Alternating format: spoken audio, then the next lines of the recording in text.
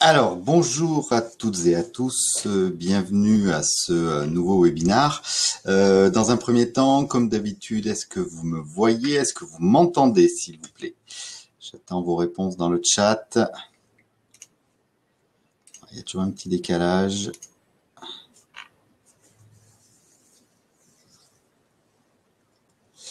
Ouais, ça a l'air d'être bon pour vous tous et vous toutes, c'est nickel. Donc voilà, il est l'heure, donc on attaque pour ce nouveau webinaire. Alors j'ai voulu organiser ce webinaire, ça a été une demande de la direction en fait qui a voulu qu'on organise ce webinaire par rapport aux tests PCR qui sont des tests qui se font beaucoup aujourd'hui dans la détection du Covid. Et bien entendu, vous avez une place prépondérante dans la réalisation de ces tests. Et effectivement, lorsque la direction m'a demandé ça, je suis allé voir un petit peu sur Internet ce qu'il existait. Je me suis aperçu qu'il n'y avait pas grand-chose en fait pour vous expliquer comment bien réaliser un test et quelles étaient les précautions qu'on devait prendre et tout ça. Donc je vais essayer pendant cette demi-heure de voir avec vous un petit peu tous les renseignements que je peux vous donner concernant la réalisation de ces tests. Alors, chose ultra importante par rapport à ce webinaire, vous savez qu'ils sont tous visionnables pendant 1 an en replay, mais attention, ce webinaire est valable aujourd'hui. Vous n'êtes pas sans savoir que les choses évoluent très très rapidement en ce moment et on peut même penser que ça va s'accélérer. Donc en fait, tout ce que je vous dis aujourd'hui, c'est par rapport à ce qui est sorti jusqu'à l'heure pile de 14h32 changer, mais voilà, c'était important que je vous reprécise ça parce que si certains regardent ce webinaire en replay la semaine prochaine ou dans 15 jours, bah, les choses ne seront peut-être plus les mêmes. Donc voilà, on essaye vraiment avec Orion de vous tenir au courant le plus en direct possible. Vous verrez même, je terminerai ce webinaire sur des nouveautés encore qui vont arriver, mais les textes ne sont pas encore sortis. Donc je vous donnerai rendez-vous pour un prochain webinaire parce qu'il est hors de question qu'on se permette de vous donner des informations si elles ne sont pas validées et si on n'a pas les textes de loi qui correspondent. Donc aujourd'hui, vous verrez tout ce que je vais vous dire est absolument validé aujourd'hui. Voilà. Alors merci à toutes et à tous de suivre ces webinaires à chaque fois. Vous êtes de plus en plus nombreux et ça nous fait très plaisir parce que je vous le rappelle, voilà, c'est Orion qui décide d'organiser ces webinaires. C'est totalement gratuit pour vous et vraiment c'est une volonté de notre part de vous accompagner, surtout en ces moments un petit peu difficiles. Alors bien entendu, on a toutes nos formations qui sont disponibles, mais là c'est vraiment de l'information qu'on vous fait pour coller au mieux à votre quotidien. Et aujourd'hui, je sais que votre quotidien est fait aussi des tests Covid. Donc pendant ce webinaire, j'ai mis une petite page blanche. Pendant ce webinaire, on va essayer de voir les recommandations de bonnes pratiques concernant ces tests PCR, parce que vous êtes amenés à en faire, que ce soit dans vos cabinets, au domicile, ou bien encore dans des centres qui ont été mis en place pour cette détection. On verra ensuite une deuxième partie, la cotation de ces tests PCR, parce que bien sûr c'est important que vous puissiez vous les coter. Et il a été mis en place depuis quelque temps maintenant des cotations spécifiques pour la réalisation de ces tests. Donc je vous donnerai ce qu'il en est aujourd'hui. Et on verra enfin sur une dernière partie les mesures dérogatoires. Vous savez que durant la période du confinement, énormément de mesures dérogatoires avaient été mises en place pour votre exercice et ces mesures dérogatoires se sont annulées au fur et à mesure et certaines perdurent. Donc c'était important aujourd'hui qu'on fasse un point ensemble sur ce qui a été arrêté. Alors il y a des choses qui ont été arrêtées au 10 juillet à la fin de l'état d'urgence sanitaire. Il y a des choses qui se sont arrêtées fin septembre et il y en a d'autres qui s'arrêtent fin octobre. Est-ce qu'elles seront prorogées? Je ne sais pas, mais voilà, je vous donnerai l'état des lieux aujourd'hui. On terminera par questions-réponses. Je remercie à ce propos-là Isabelle qui est avec moi aujourd'hui de chez elle, bien entendu, puisqu'on n'est pas en présentiel, et qui va relayer vos questions. Je vous ai déjà expliqué, j'arrive pas à répondre aux questions au fur et à mesure, ça serait trop haché. Donc, bien entendu, on se gardera un temps de questions-réponses. Donc, Isabelle va essayer de relayer vos questions. Elle m'enverra un document à la fin de ce webinaire avec les questions qui ont été posées. J'essaierai de répondre au maximum. Et vous savez, on a un temps limité, donc bien entendu, j'essaierai de répondre au plus important. Alors, dans un premier temps, concernant les recommandations de bonne pratique, et d'abord, qu'est-ce que c'est qu'un test PCR? Alors, test PCR, j'ai schématisé ça, c'est une réaction de chaîne de polymérase, c'est-à-dire qu'on va aller rechercher dans ce prélèvement la présence de l'ARN du virus. Mais c'est pas aussi simple que ça. Il faut d'abord faire muter cet ARN en ADN pour pouvoir la rechercher. C'est pour ça que ces tests aujourd'hui sont un petit peu complexes et prennent du temps. C'est ce qu'on appelle un test virologique direct. Donc ça passe par des automates au niveau des laboratoires qui vont permettre de détecter la présence de l'ARN du virus. Il faut savoir que ces tests aujourd'hui ont une fiabilité très importante. Elle est estimée à autour de 100% dans le cas d'un test positif et dans 60 à 80% dans le cas de tests négatifs. Donc, on est quand même dans des résultats qui sont très bons. Et ces tests PCR se réalisent par un prélèvement au niveau des sécrétions nasopharyngées. Et pour le coup, c'est quelque chose dont on n'a pas forcément l'habitude. Vous me connaissez maintenant, je suis infirmier, j'étais infirmier libéral pendant 13 ans et je n'avais jamais réalisé de test nasopharyngé chez un patient. Donc voilà, c'était important à mon avis de revoir un petit peu ensemble tout ce dont on a besoin, comment on doit le réaliser, parce que c'est pas forcément quelque chose de très évident.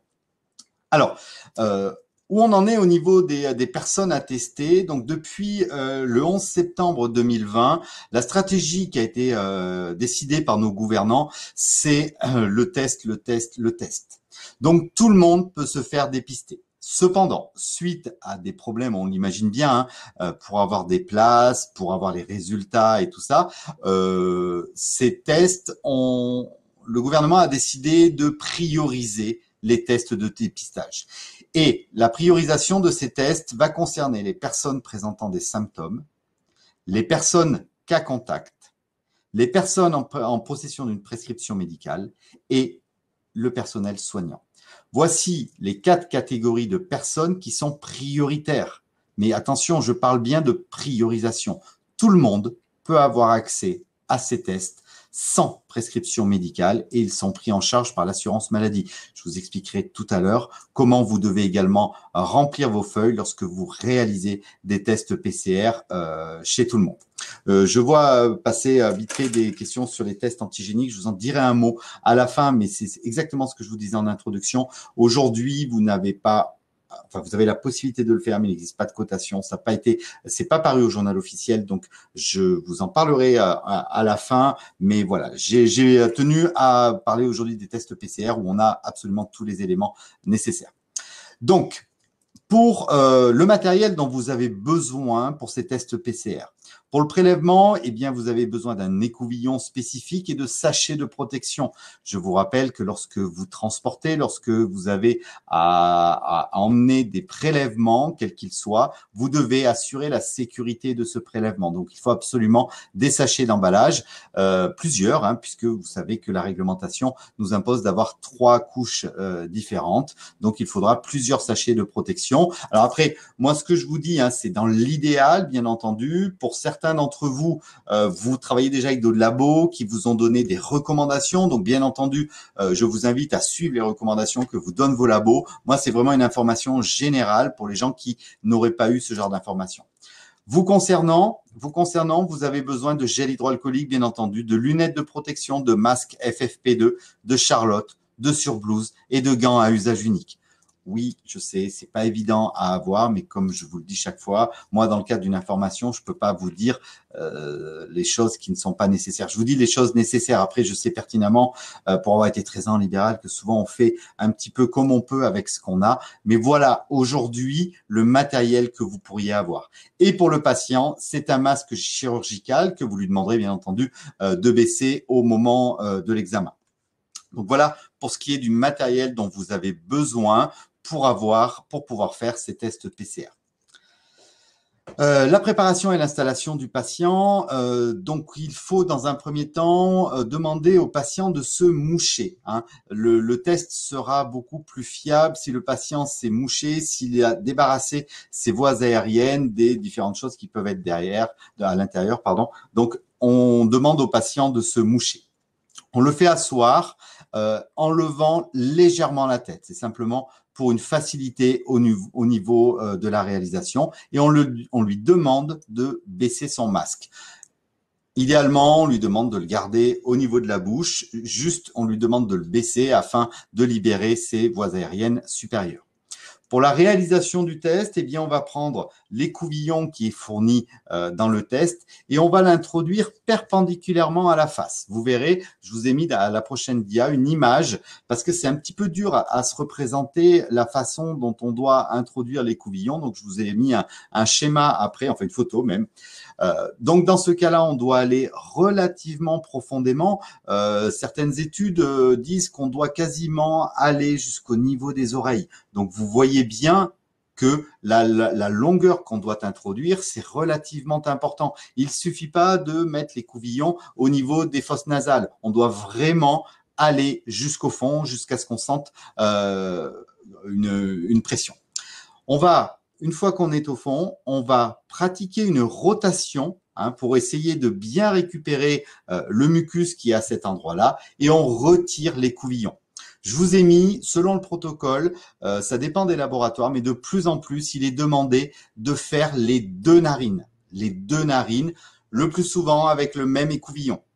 Mais encore une fois, respectez les données que vous ont données les laboratoires. Mais normalement, voilà, le plus important, c'est vraiment d'aller jusqu'au fond des voies aériennes et de tourner l'écouvillon et de le ressortir tout doucement. Une fois, voilà, je vous ai mis ce schéma-là. Donc, vous voyez, c'est un schéma qui a été fait, c'est un test qui a été fait sur un mannequin. Donc, c'est une coupe de sa face.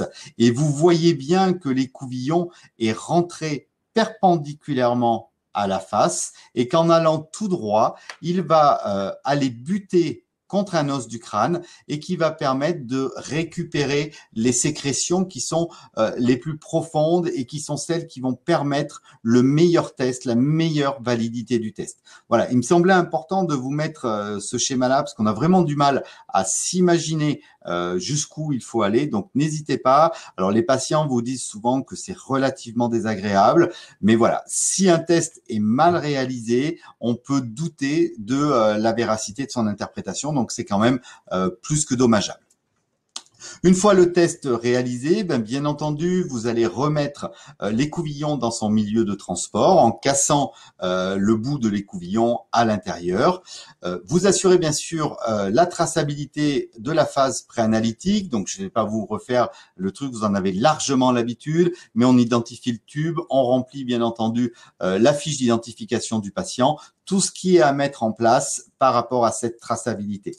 Et enfin, les recommandations nous disent d'éliminer les déchets et les EPI dans les dasseries. Donc, tout ce qui a été en contact avec le patient, avec son environnement, doit être éliminé dans les dasseries. Voilà pour ce qui est de la réalisation du test. Donc, rien de bien difficile, j'ai envie de dire, mais encore faut-il connaître exactement comment il faut réaliser ce test. Voilà. Pour vous donner un petit exemple, on a une collègue qui avait été testée, elle n'avait pas de facteur de risque ni rien, et la personne qui l'a prélevé lui a dit s'il n'y a pas de risque, on va pas aller trop profond. Je vois pas l'intérêt. Je ne vois pas l'intérêt d'avoir, donc le test a été négatif et 2 jours après il était positif. Donc lorsqu'on réalise un test, bien entendu, on essaye de le faire de la meilleure façon qui soit, même si le patient trouve ça désagréable, sinon ça sert absolument à rien. Donc voilà pourquoi il me semblait important de vous rappeler ces choses-là.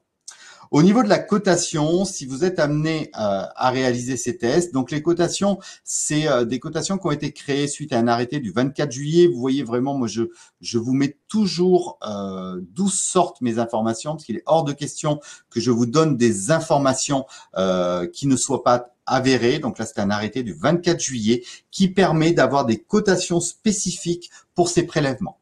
Donc, lorsque vous réalisez un dépistage seul ou un prélèvement veineux seul, parce que vous savez que vous pouvez également faire des prélèvements veineux pour le Covid.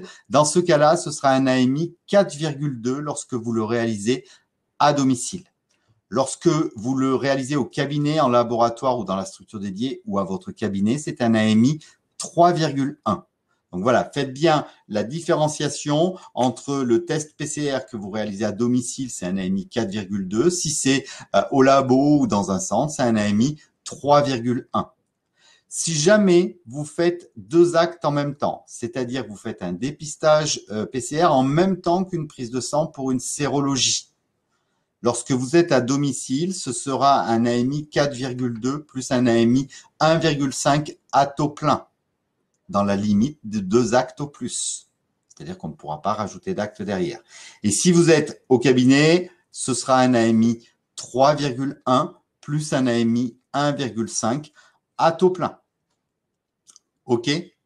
C'est bon pour vous? Donc voilà les cotations qui ont été mises en place. Alors, ces cotations, attention, ne sautez pas au plafond. Effectivement, 4,2, c'est pas une cotation qui est négligeable par rapport à l'acte, mais il ne faut pas oublier que tous les EPI sont à votre charge. Hein. Donc, grosso modo, cette somme est faite pour couvrir tout l'investissement qui a été mis en place. Je vois passer des questions sur les déplacements. Oui, bien sûr, si vous estimez que la personne ne peut pas se déplacer, que vous allez expressément au domicile, bien entendu que vous pouvez faire prendre en charge le déplacement également. Donc voilà, ce document, bien entendu, que je vous projette est téléchargeable comme d'habitude via la plateforme Webikeo. Sur notre webinaire, vous avez document téléchargeable et vous aurez ce document en téléchargement. Comment facturer ces actes? Donc, il y a plusieurs situations qui peuvent se présenter. Donc, si le patient a une prescription médicale, ben, j'ai envie de dire, ça se facture comme d'habitude. Si le patient n'a pas de prescription médicale, voilà les différents cas qui peuvent se présenter. Alors, attendez, je reviens derrière. Non, c'est pas ça. Voilà, donc soit on a le numéro de l'assurance maladie, soit le numéro, pardon, de l'assurance maladie du prescripteur du médecin traitant. Hein. Soit si le patient n'est pas en capacité de désigner un médecin, vous allez saisir un numéro générique au niveau du prescripteur. Je vous l'ai donné ici, c'est le 291 991 453. Lorsque le patient ne dispose pas de médecin ou qu'il est dans l'incapacité de désigner son médecin, vous pouvez lui mettre ce numéro de prescripteur-là. Si le numéro de sécurité sociale du patient à dépister est connu, il faut le renseigner. Si jamais le numéro n'est pas connu, il faut rentrer un numéro pareil qui a été créé de la même façon pour que l'assurance maladie puisse tracer ces actes-là. Donc le numéro, pareil, je vous l'ai mis en bas de ce document en sachant que les 3 C sont à remplacer par le numéro de la caisse de rattachement du laboratoire. Donc voilà. Les 3 cas de figure dans lesquels vous pouvez facturer un prélèvement si vous n'avez pas de prescription médicale. Premier cas, le patient vous donne son médecin traitant et vous rentrez donc le numéro du médecin traitant. Deuxième cas, il n'a pas de médecin ou il est incapable de vous donner son médecin traitant, auquel cas vous rentrez le numéro que je vous ai mis ici. Et si même, dans le cas ultime, le patient n'est pas en capacité de vous donner son numéro d'assuré social, vous avez la possibilité de rentrer un numéro d'assuré social qui a été fabriqué expressément pour ces dépistages. Voilà un petit peu comment vous pouvez coter ça. Et donc, j'en viens à la dernière partie concernant les mesures dérogatoires qui ont été mises en place. Donc, on retrouve les mesures dérogatoires. Alors, vous allez me dire pourquoi nous rappeler les mesures dérogatoires qui ont été arrêtées, puisqu'elles ne sont plus en cours. Ben, j'ai trouvé ça intéressant parce qu'on se pose toujours la question de savoir celles qui persistent ou pas. Donc, je trouvais intéressant que je vous donne les dates d'arrêt. En fait, au 10 juillet ont été arrêtées les 3 dérogations suivantes. Vous aviez la possibilité pendant le confinement de continuer des soins infirmiers au-delà de la fin de validité. les médecins étant surchargés, les patients n'ayant pas possibilité d'aller chez leur médecin, une prescription médicale de soins qui s'arrêtait, on avait la possibilité de la continuer sans nouvelle prescription. Ça, c'est fini depuis le 10 juillet. Fin de la dérogation également visant à privilégier les soins à domicile sans que ce soit mentionné. Effectivement, jusqu'au 10 juillet, vous aviez le droit, même pour des soins qui étaient prescrits au cabinet, vous aviez le droit d'aller à domicile et de faire rembourser le déplacement à l'assurance maladie. Ça, c'est terminé depuis le 10 juillet. Également, pendant le confinement, il avait été annulé la règle selon laquelle le remboursement se faisait sur le professionnel le plus proche. Donc, cette dérogation, de la même façon, s'est arrêtée le 10 juillet. Aujourd'hui, c'est ce que je vous dis, c'est clair, c'est comme ça. Demain, ce sera peut-être différent. Ensuite, ce qui va s'arrêter le 30 octobre, donc qui va s'arrêter dans 4 jours. Je sais pas, mais peut-être que certaines choses vont être prolongées, je pense. À ce propos-là, ces informations, je ne les invente pas et je vous invite à aller très, très, très régulièrement sur le site amélie.fr. Même pas Amélie Pro, hein. Amélie, tout simple, où vous pouvez vous connecter sans identifiant, sans rien. Vous allez sur Amélie, vous tapez, vous allez sur l'accès infirmier, vous allez dans Actualité. C'est là où vous trouverez tous ces renseignements. Et typiquement, ces règles-là qui vont s'arrêter dans 4 jours, si elles sont prolongées, eh bien, ce sera mis en temps réel sur le site Amélie. Donc, vraiment, je vous invite à aller le voir régulièrement. Donc, normalement, ce qui s'arrête le 30 octobre, c'est le télésuivi infirmier qui est pris en charge à 100%. Vous savez, vous avez la possibilité de suivre un patient Covid par le biais d'un télésuivi en utilisant des méthodes que vous voulez, le téléphone, un réseau, peu importe. Là, vous pouvez coter un AMI 3,2 et c'est pris en charge à 100% par l'assurance maladie. Donc ça s'arrêtera le 30 octobre. Vous avez également la cotation des actes de suivi à domicile. Lorsque un médecin vous prescrit d'assurer un suivi d'un patient Covid positif à domicile, c'est un AMI 5,8 plus MCI. J'avais vu passer ça dans les commentaires tout à l'heure par rapport aux cotations que je vous ai montrées. Les cotations des prélèvements, il n'y a pas la MCI. Par contre, la MCI existe de fait dans le suivi à domicile des patients positifs. Et la cotation des actes de dépistage, et les règles d'association. Donc, c'est exactement ce que je viens de vous exposer. Donc, si vous suivez bien la logique, c'est que ce que je viens de vous expliquer, c'est jusqu'au 30 octobre. Donc, soyons clairs et nets, je pense que ça va être, bien entendu, prolongé. Vu la situation actuelle, ils ne vont pas s'amuser à arrêter ces choses-là. Aujourd'hui, on en est là. Au 30 octobre, ces choses-là s'arrêtent. Et enfin, il y a d'ores et déjà des choses qui ont été prolongées jusqu'au 31 décembre 2020, à savoir l'autorisation d'exercer en parallèle d'un infirmier remplaçant. Vous savez, avant, vous n'aviez pas du tout le droit de travailler en même temps que votre remplaçant. Ça, c'est une dérogation qui a été mise en place pendant le confinement et qui est toujours à jour jusqu'au 31 décembre 2020. Et également la prise en charge à 100% de tous les actes de téléconsultation. Vous savez, tous les actes de téléconsultation qui ont été mis en place depuis le 1er janvier 2020 suite à l'avenant 6, eh bien, tous ces actes sont pris en charge à 100%. Donc là, c'est une dérogation qui a lieu jusqu'au 31 décembre 2020. Voilà ce que je voulais vous dire par rapport à ça.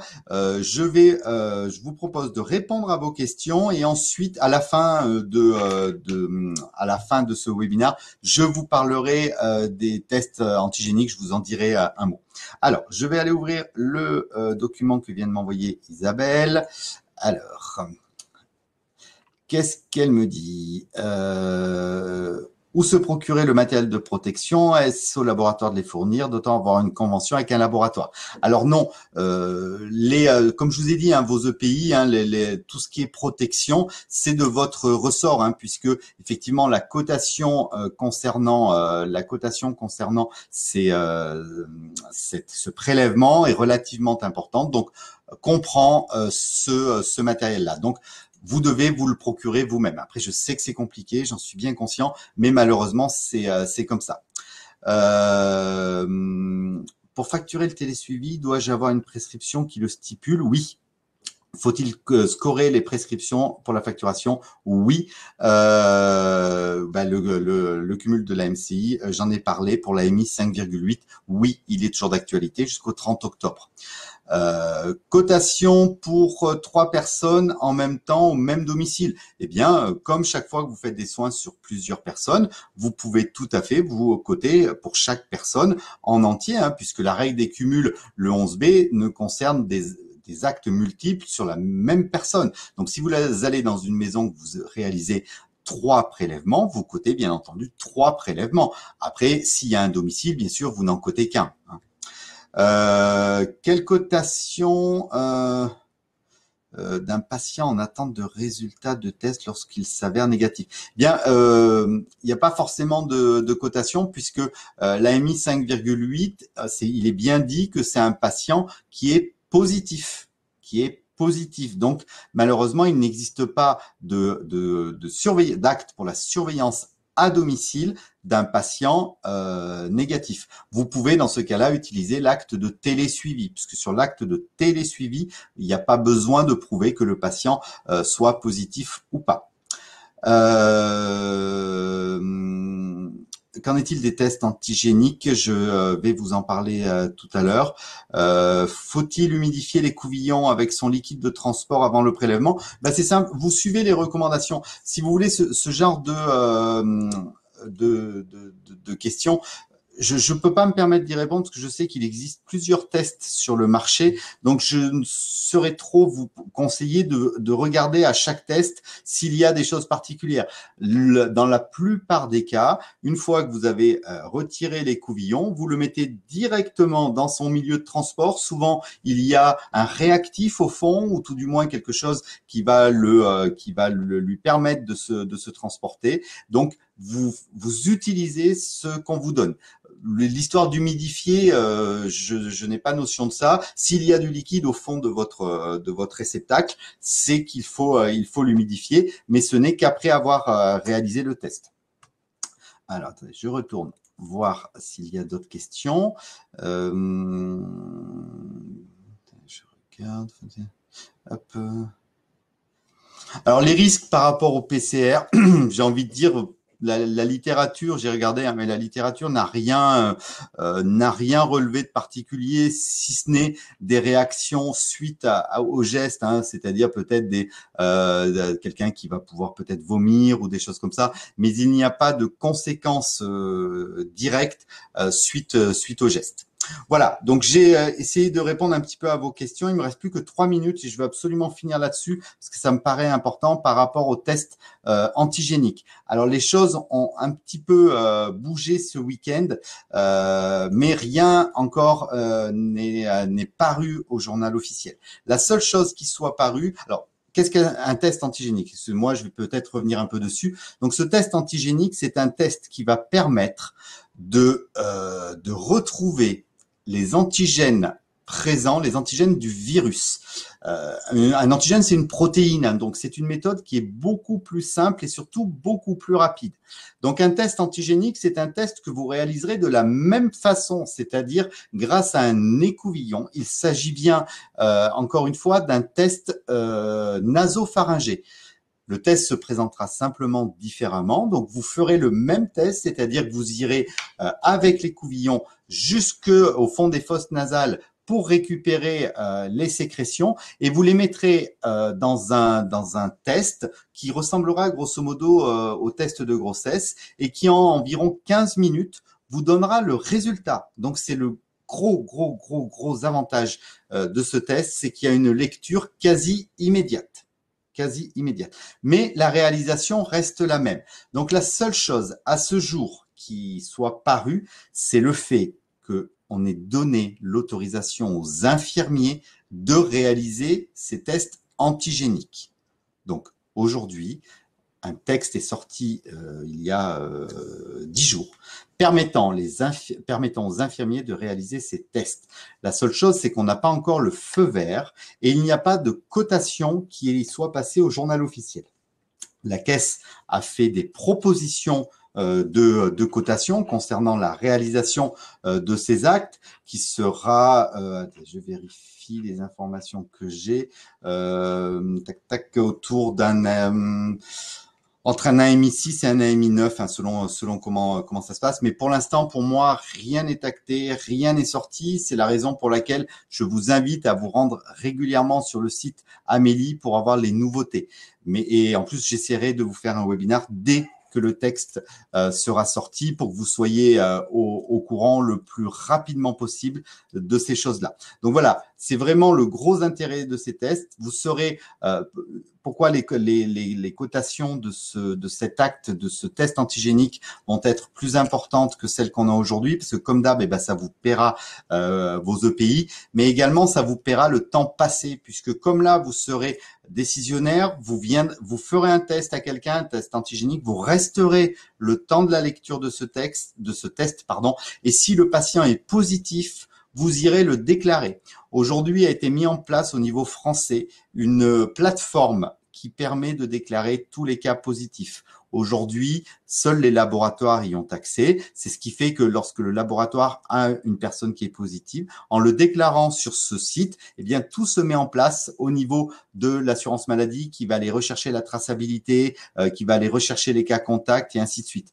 Donc, cette plateforme, d'ici quelques jours, va être ouverte aux infirmiers. C'est-à-dire qu'un infirmier libéral ira faire un test antigénique au domicile de son patient, attendra le quart d'heure, les 20 minutes de lecture de ce test et en cas de positivité du patient, c'est l'infirmier lui-même qui ira faire la déclaration sur ce site qui aura été créé, dont on lui aura donné accès.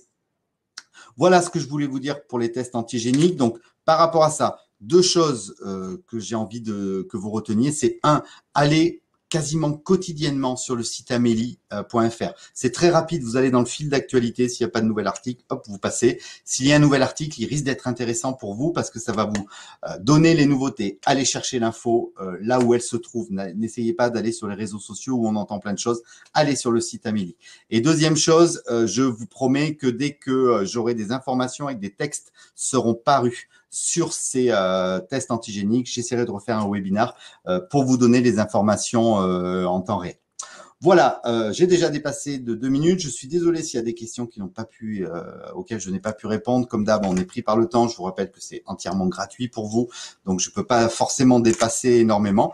Voilà, je vous ai remis le numéro d'Orion. N'oubliez pas de vous former. On est toujours là. Pour l'instant, nos formations ont toujours lieu en présentiel, donc n'hésitez pas si vous avez des besoins particuliers à nous contacter. On se fera un plaisir d'y répondre.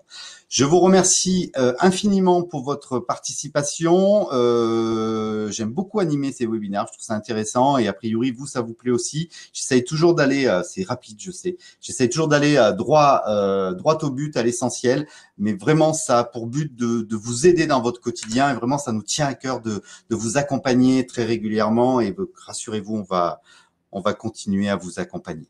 Je vous remercie de votre participation. Je vous souhaite une excellente journée et je vous dis à très bientôt. Merci beaucoup. Au revoir.